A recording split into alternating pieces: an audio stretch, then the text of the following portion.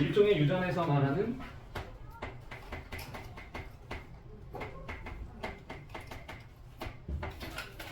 마치 기호와도 같은 것 또는 표기 방식과 관련되어 있는 거라면 감수분열은 유전의 본질에 해당하고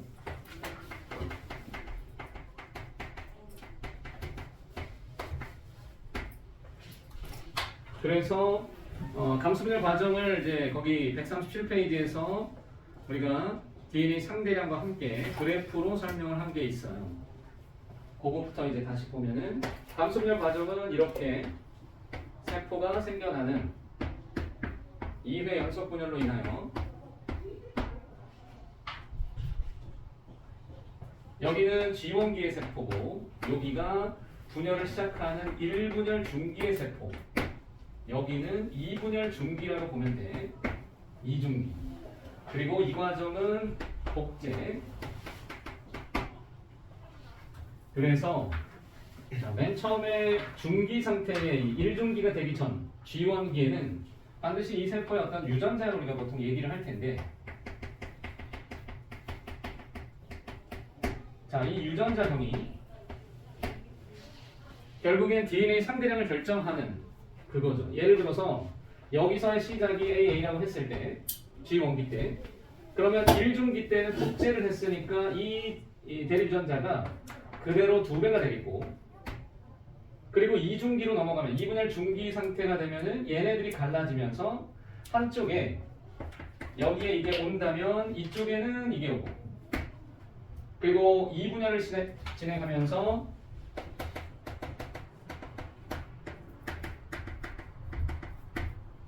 여기서는 이게 오고 얘는 이게 오겠지.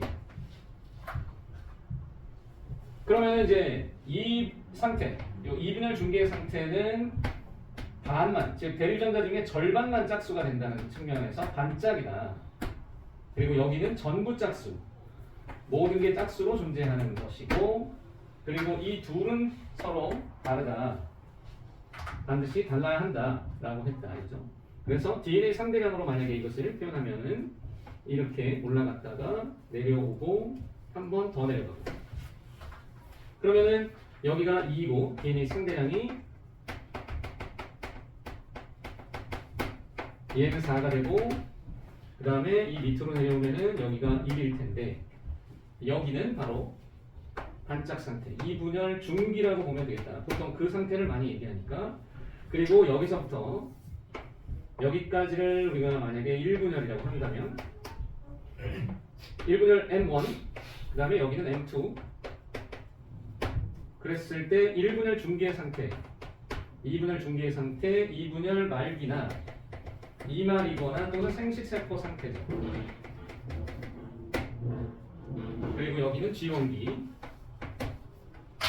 감수분열의 가장 중요한 특징은 첫 번째 여기 복제 이후에 중기에서 중기로 넘어오는 과정에서 이때 상동 염색체가 분리되는 바람에 보다시피 달라졌다. 생세포가 유전적으로 달라질 수 있다는 것을 기억하면 되겠죠.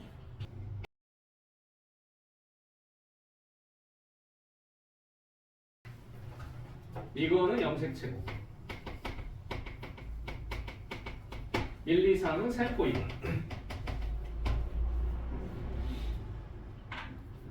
자, 그러면은 지금 이 문제를 볼 때에 얘네들이 세포이면서 염색체를 가지고 있는 조합이 다양하다는 거지. 그런데 이런 문제에서 가장 먼저 할 일이 뭐냐면 첫 번째 핵상을 살펴라. 항상 핵상을 먼저 살펴라. 핵상은 EN이거나 N이거나야.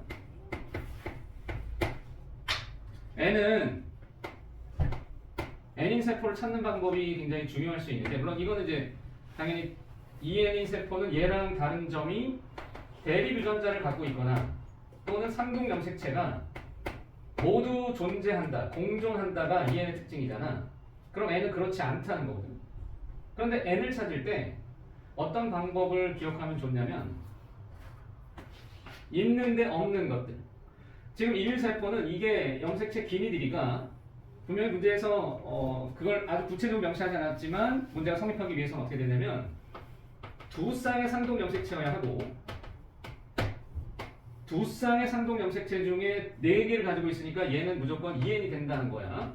그럼 그것을 기준으로 있는데 없거나 있는데 없는 이 각각의 2, 3세포는 없으니까 없을 수 있는 이유는 핵상이 n이기 때문이다라는 거야.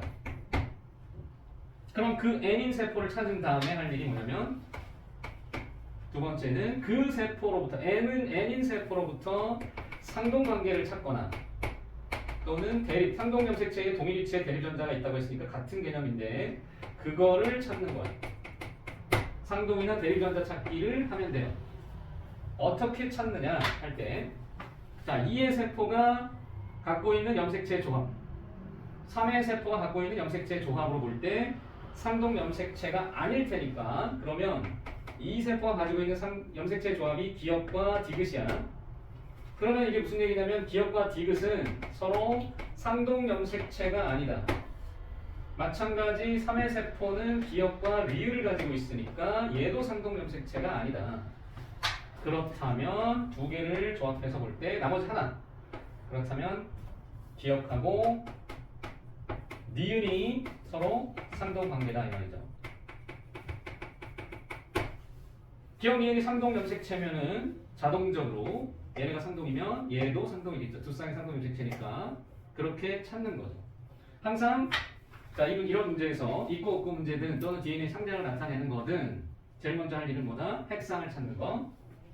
두 번째 할 일은 상동염색체로부터 요 n인 세포로부터 상동이나 또는 대립전자를 찾는 것이다. 같은 개념이거든. 그런데 여기에서 자 3형의 세포가 누구라고 했냐면 바로 이 동그라미 A 세포는 얘는 3형의 세포라고 했거든. 3형의 세포가 가지고 있는 염색체 조합이 보다시피 기역하고 리을이에요. 그러면 얘가 길이를 가지고 있다는 거죠.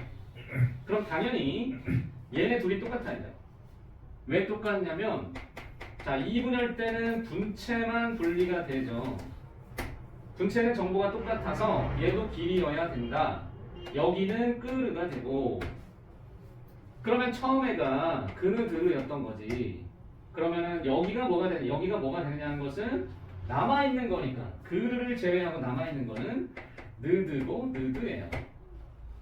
그르느드가 합쳐서 돼야 되니까 그러면 여기도 느드가 되고 그러면 여기는 굳이 안 써도 되겠지만 써보자면 이거였을 텐데 근데 이상한 게 있다고. 뭐가 이상할까요? 여기 2형의 세포는 여기에 나타나지 않았다는 거죠. 2형의 세포 그드가 없는 이유는 그드의 조합이 왜 없느냐. 뭐라고? 왜 없다고요? 그드의 조합이 없는 이유는? 지금 보다시피 세포 감소분열이 진행이 될 때 여기 1분열에서 1분열 때 상동염색체가 분리가 되죠. 상동이 분리돼서 여기에 조합이 나타난 것은 하나의 예일 뿐이지 기역 디귿 조합이 없는 이유는 즉 2형의 세포는 이번에 안 나온 거예요. 그 이유는 2번 감수 분열에서는 없었다는 거죠. 그 조합이 없다. 즉 그런데 이제 뭘 알 수 있는 거냐면 2도 이런 2형도 뭐 하는 거냐면 가능한 거예요. 여러분 여기서 오해하면 안 되는 게 여기 나와 있는 이 세포들이 모두 다 얘네들이 3형의 세 가지 세포가 여기에 다 포함될 거라고 생각하면 안 됩니다. 하나가 정해지는 순간 보다시피 얘가 돼야 했고 니디가 돼야 했고 이거는 얘가 될 수밖에 없고 이걸 수밖에 없어서 2형의 세포가 2번 감수분열 과정에서는 나타나지 않았다는 걸 알 수 있어요. 그러면 얘도 가능했다는 건 무슨 의미냐면 상동염색체가 분리될 때 자, 상동이 긴 이가 같은 그러니까 상동염색체이기 때문에 이렇게 짝을 이루고 있었어야 됐고 드와 르가 상동염색체니까 짝을 이루고 있었었는데 분리가 되겠죠. 1분열 때 분리됐죠. 그러면 조합이 이렇게 될 수도 있고 그럼 얘가 나타나면 자연스럽게 요것도 따라와야 그드와 느르 조합이 가능하죠. 생식세포에서 그 그, 드, 느르는 그런데 여긴 없죠, 조합이. 근데 뭐도 가능하냐면 이렇게 될 수 있잖아요. 그, 르 조합과 느, 드 조합이 가능할 수 있고 첫 번째 조합과 두 번째 조합이 가능했다는 거죠. 그, 르와 느, 드도 가능하고 아니면 그, 드와 느르도 된다면 그게 뭘 말하는데요?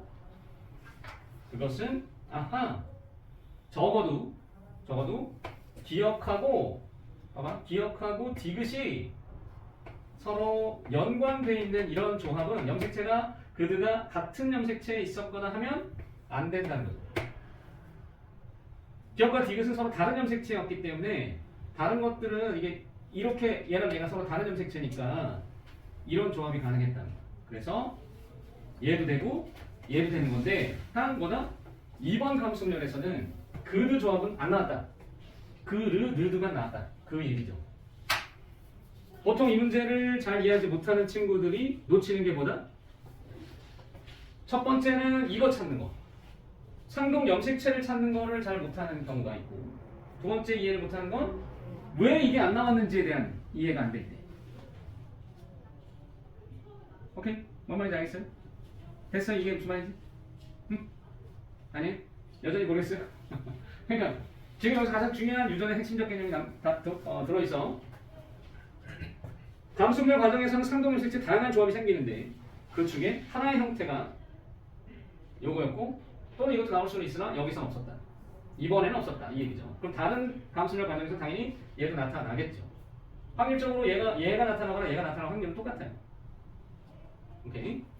그래서 이 문제의 답은 기억과 디귿이 서로 상동의 확률은 100%다라는 거죠.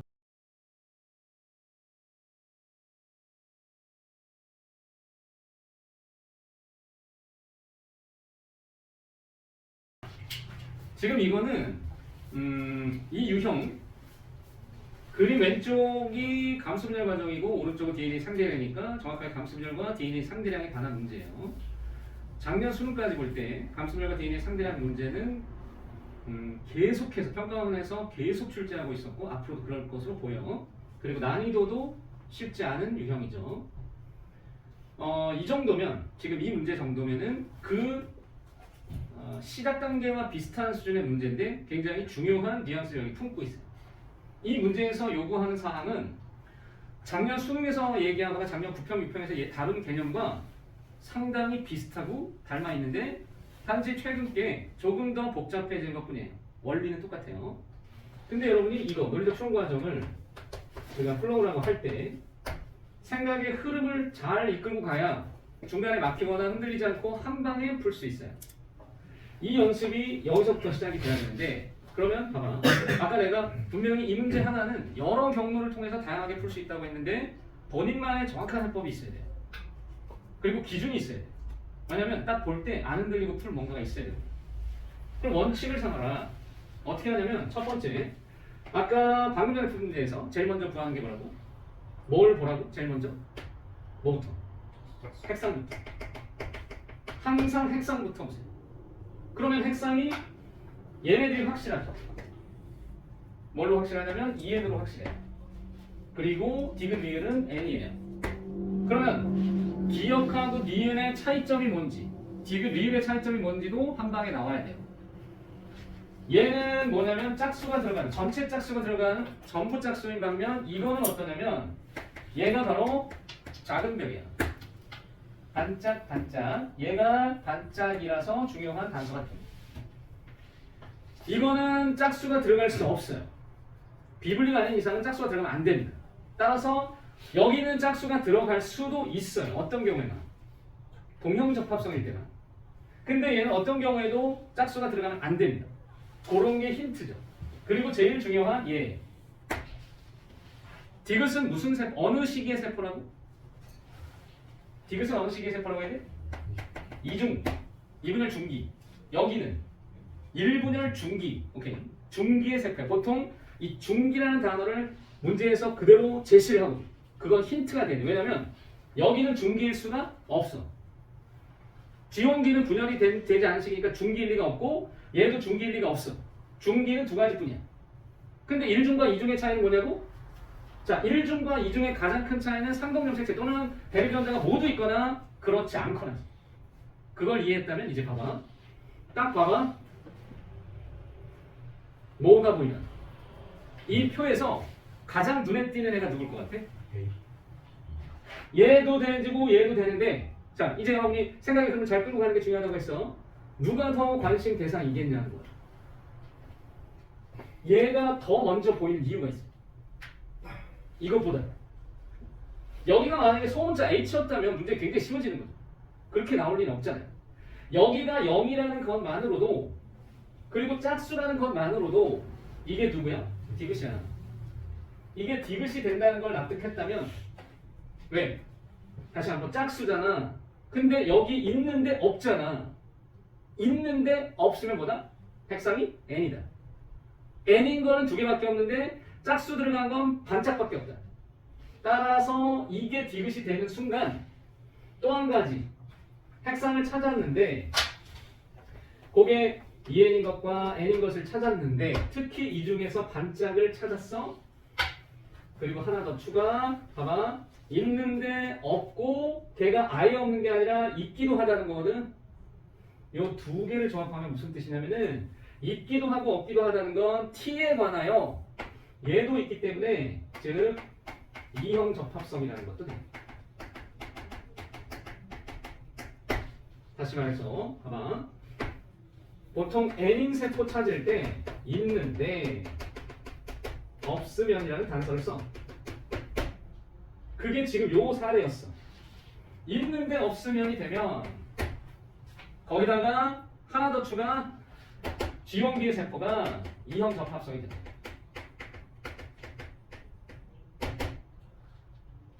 즉 TT여야 된다는 거지. 그냥 한 방에 나와도 돼요. 그냥 TT여야 돼. 여기 G원기 맞지? 그치? 시기에 대한 이해를 해야 돼. 기억 세포는 대문자 TT 두 개가 아니라 소문자 TT 두 개가 아니라 이형 접합성이어야 한다는 거. 이게 이형 접합이잖아. 그러면은 이제 어디로 시선을 돌려야 하냐면, 한번 볼래? 이거 확실해졌잖아. 요게 확실해졌잖아. 그럼 그걸 붙들고 늘어줘. 확실한 걸 붙들고 늘어줘서 너 빨리 불어. 다 불어. 그러면 봐봐. 왜 확실한지 생각해봐. 여기 소문자 t 값이 얼마야? 1이지. 여긴 얼마야? 2지. 여긴 얼마야 돼? 소문자 t 값. 왜 고민해? 고민해야지. 여기 있잖아. 여기 있잖아. 0이잖아. 그럼 얘는 얼마야? 1이지. 보이잖아. 1로 TT가 났으니까 여기는 TT가 왔겠지. 그럼 여기 T가 오겠지. 그렇게 해서 보니까, 그러면 숫자 조합이 머릿속으로 한번 정리해볼래? 순서대로 0, 그 다음에 1에 2에 0에 1이라고 수 조합. 그럼 이미 여기 2와 0과 1이 있잖아.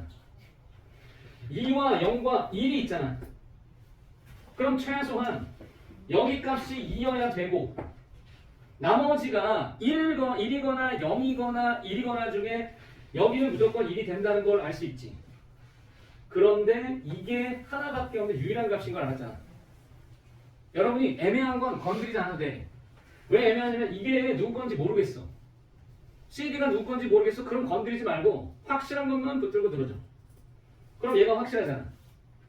따라서 얘가 여기야. 저거 하나 붙들고 들어줬더니 단서를 준 게 또 있네. 문제의 구조가 이렇게 된 거잖아. 얘 의미가 있는데. 왜 의미가 있나요? B값의 대문자 H가 2라는 것의 의미가 뭐예요? 이형접합이라는 얘기죠. 우리는 가정하길 핵상을 찾고 나서 원래는 핵상으로부터 n인 세포로부터 보통은 대립전자를 찾거나 상동을 찾는 것이 순서였지만 여기서는 얘가 필요가 없어요. 왜냐면 이거 대신에 찾아야 될 게 뭐였냐면은 자연스럽게 이렇게 해서 유전자형을 찾으면 그냥 끝나. 유전자형을 찾으려고 보니 그랬구나. 이 유전자형이 여기서 나왔다. 그래서 H에 관하여 HH 요렇게 될 수밖에 없다는 걸 니은 세포가 요렇게 된 거였구나. 그러면 이것도 이형접합이구나. 이렇게 된 거죠. 그러면 나머지 세포들을 다 찾아낼 수가 있어요. 왜냐면 이게 같이 공존한다면 여기서 이미 찢어졌기 때문에 이렇게 된 거라서 HHTT에 이렇게 간 것이 확실하니까 엇갈려서 나오겠죠. 그러면 0일이어야 돼요. C 값이 대문자 H와 T가 같이 있는 경우라고 하더라도. 그런데 중요한 거는 요거를 찾아놓으니까 유전자 찾기만 하면 그 다음부터는 일사천리로 잘 풀리죠. 요거까지 하면 보통은 다 풀려요. 이거를 어떤 식으로 문제를 또 풀 수 있냐면 기억세포 유전자를 가정하는 경우도 있어요. 기억세포 유전자를 가정한다는 게 이렇게 하는 거잖아. 기억을 이렇게 해볼까? 이렇게 해볼까?